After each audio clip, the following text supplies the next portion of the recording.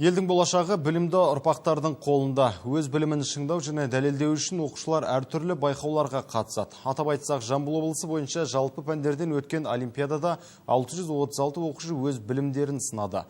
Жеңімпаздар республикалық білім бәсекесіне жолдама алды. Әлнұр Бақытқали бұл жарысқа бірінші рет қатысып отыр. Нәтижесі де жаман емес. Оқуда озат оқушылардың ішінен жеңімпаздар қатарына ілігіп, 3-ші орынды алды.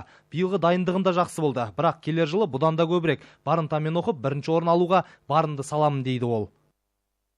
Бүгін облыстық деңгейдегі олимпиадаға қатысқаныма өте қуаныштымын. Ең біріншіден бұл маған өте көп тәжірибе жинадым осы облыстық олимпиаданың арқасында, және бұнымен ғана тоқтап қалмай, мен келесі жылы одан да көп 1-ші орын алып, республикалық деңгейдегі олимпиадаға барам деген үміттемін. Олимпиадаға 636 оқушы қатысса, оның 193-і аудан мектептерінен келгендер. Барлығы да жеңіске жетуге барынша тырысты. Білім бәсінің үздіктері анықталып, наурыз айында Қостанай және Атырау қаласында өтетін республикалық олимпиадада облыс намысын қорғайды.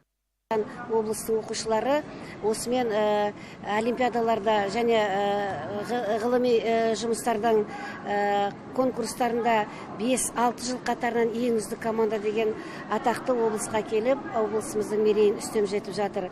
Елбасымыз еліміздің болашағы білімді жастардың қолында екенін баса айтқан болатын. Сондықтан да бүгінде көптеген білім бәйгелері ұйымдастырылып, талантты оқушылар анықталуда. Пәндер олимпиадасы да соның бір дәлелі. Серік Жұмабек, Тоқтар Терлікбаев, жаңалықтар қызметі.